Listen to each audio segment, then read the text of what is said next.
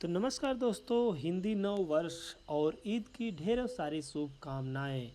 आज फिर से हम आपके लिए लेकर आए हैं आरआरबी एनटीपीसी ग्रुप डी में। अगर आप तैयारी कर रहे हैं तो आपके लिए 20 ऐसे क्वेश्चन लेकर आए हैं कि इसमें से आपको कुछ न कुछ तो फंसेगा ही। और प्रीवियस पेपर को देखा जाए तो इसमें से बहुत से सवाल फंसे हुए हैं। तो चलिए स्टार्ट करते हैं।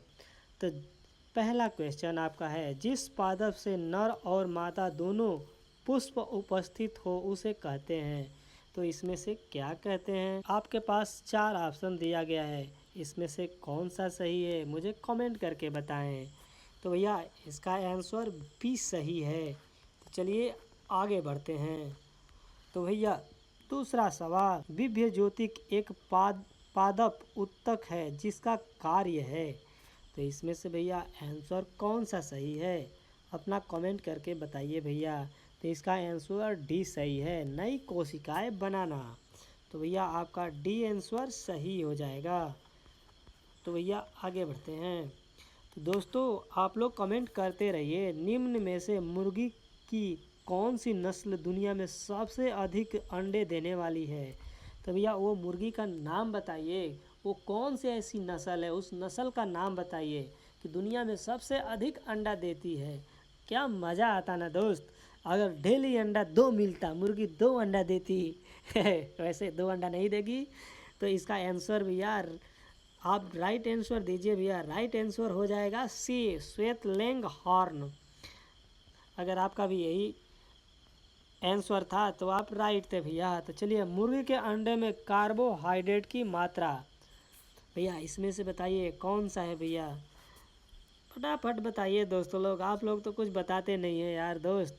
तो आगे बढ़िए और कमेंट करिए। तो इसका आंसर रहेगा भैया डी, 0.0 ग्राम।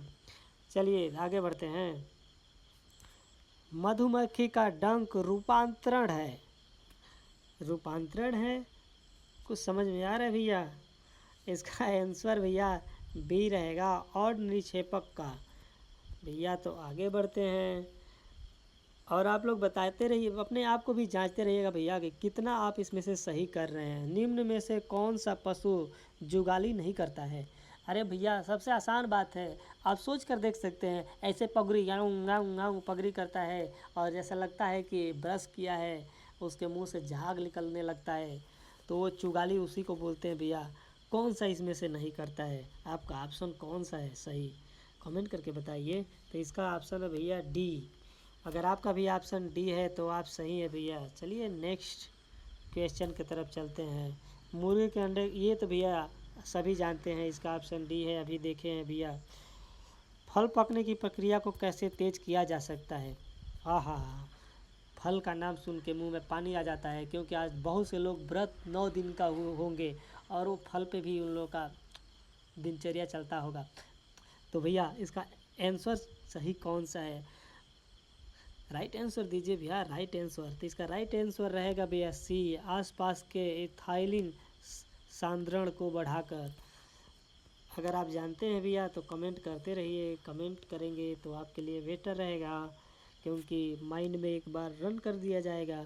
तो भैया चलिए बताइए, मानव जनसंख्या में पाए जाने वाले एक विकार को क्लाइनफेक्टर सिंड्रोम कहते हैं, इसका क्या कारण है?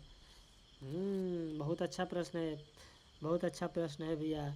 तो इसमें से बताइए कौन सा सही है। तो इसमें भैया सी सही है भैया, वाई के साथ अतिरिक्त एक्स गुणसूत्र। भैया सी सही है, सी। चलिए आगे बढ़ते हैं। मधुमक्खियों में श्रमिक और रानी 32 गुणसूत्र वाली द्वितीय गुणित मादा होती है, जबकि जनसंक्षरण नरों में इनकी संख्या है। क्या है भैया? तो भैया इसका आंसर 16 हो जाएगा भैया, ऑप्शन ए। ऑप्शन ए हो जाएगा भैया। चलिए आगे बढ़ते हैं। अब इनमें से भैया बताया, हृदय रोग के उपचार में काम आने वाले अत्यधिक उपयोगी दवा फाइग्लोजो के प्राप्त होती है, यह पादप के किस मुख्य अंग से मिलती है? तो भैया इसका ऑप्शन क्या रहेगा, कमेंट करके बताइए। तो भैया ये है पत्ती, पत्ती से भैया, पत्ती से, सी सी सी, क्या रहेगा, सी। तो ये चलिए नेक्स्ट प्रश्न देखते हैं। जीरो जीरोपथैलिया थैलमिया आहार में किस कमी से होता है? जीरोपथैलमिया आहार में किस कमी से होता है? थैलमिया आहार किस कमी से होता है?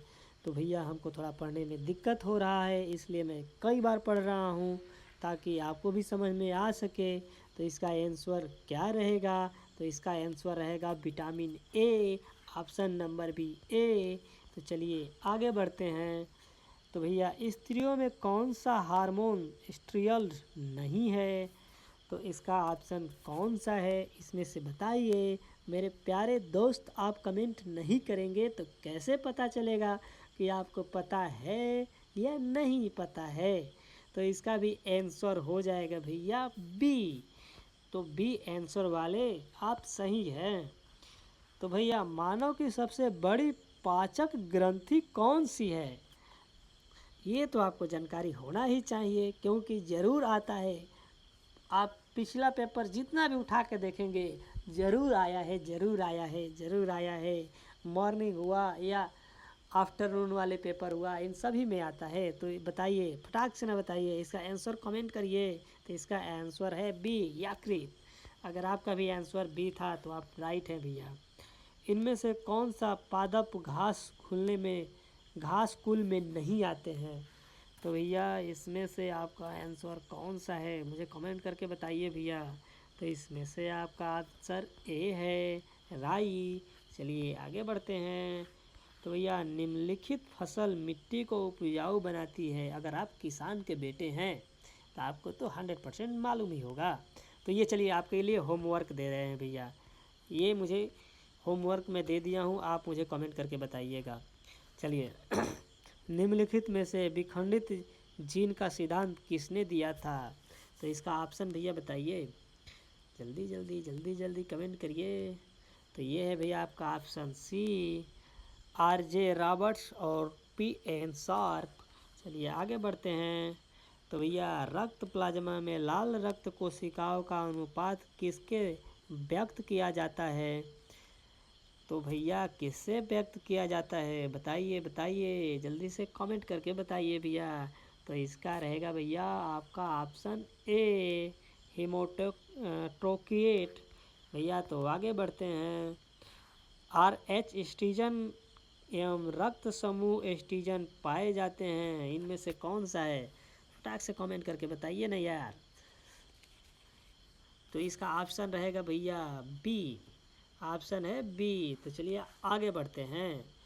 तो ये रहेगा भैया लास्ट, और इसका जवाब आपको देना ही है। तो इससे पहले, जाने से पहले तो लाइक कर दीजिए। तो मैं इसका आंसर आपको बताता हूँ। मानव शरीर में संतुलन कौन सा स्थापित करता है?